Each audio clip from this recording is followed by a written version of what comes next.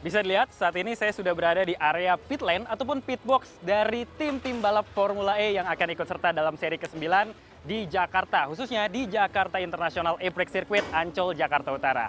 Nah, berhubung saya lagi ada di sini dan juga mungkin sebagian masyarakat Indonesia belum begitu paham sepenuhnya tentang bagaimana sih spesifikasi dari mobil balap Formula E jika dibandingkan dengan Formula One yang sudah mendunia sejak lama, kita akan intip-intip seperti apa persiapan timnya dan juga bagaimana spesifikasi teknologi dari mobil-mobil ini dan kita akan ulas beberapa di antaranya.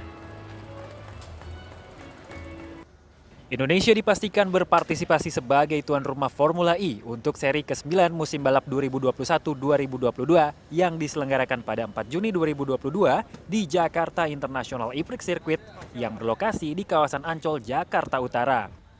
Selayaknya mobil balap Formula E memiliki konsep mobil balap berkursi tunggal yang biasanya digelar di jalanan kota yang dimodifikasi menjadi sirkuit atau yang lebih dikenal dengan sebutan street circuit.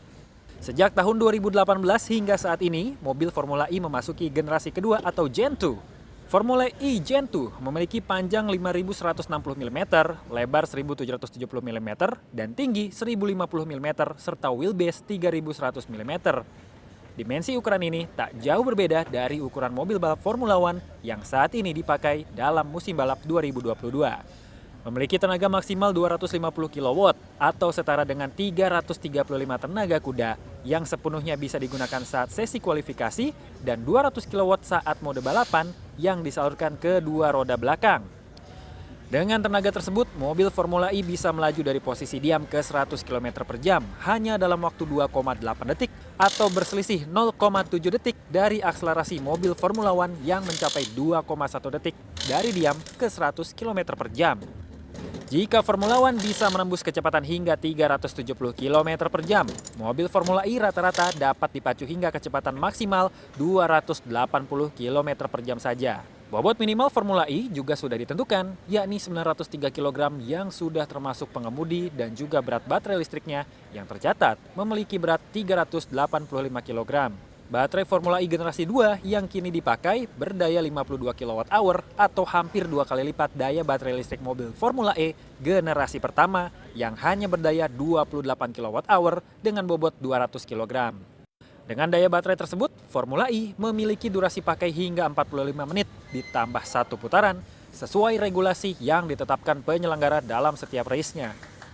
Dengan kapasitas baterai terbaru, secara otomatis menghilangkan sistem balap flag to flag atau tukar mobil seperti pada mobil Formula E generasi pertama.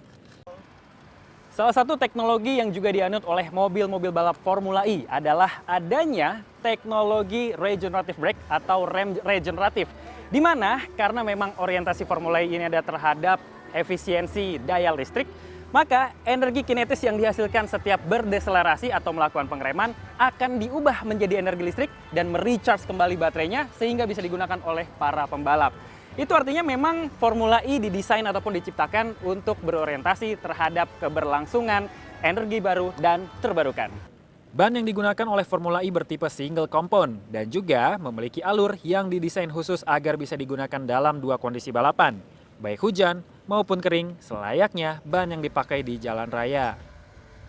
Sebenarnya hal yang paling membedakan daripada F1 dan Formula E ini adalah powernya ya gitu. Kita tahu kalau Formula E ini sendiri sebenarnya balapan yang dengan power elektrik gitu, yaitu baterai. Dan kalau Formula One sendiri masih memakai combustion engine which is dari bensin. Nah itu sebenarnya hal yang paling membedakan adalah itu.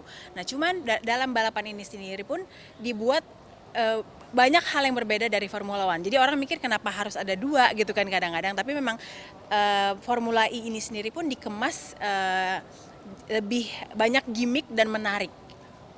Setiap tim di Formula E memiliki mobil balap yang sama secara desain, sasis, baterai, dan suspensi depan yang sama persis. Yang membedakan dari tiap tim pabrikan hanyalah bagian suspensi belakang, perangkat lunak yang digunakan, dan penggerak roda atau powertrain yang terdiri dari motor listrik, transmisi, dan inverter yang bisa diubah oleh setiap tim.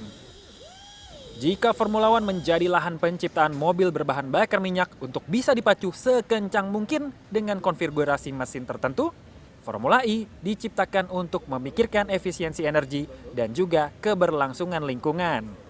Albi Pratama, Robi Bahtiar, Jakarta.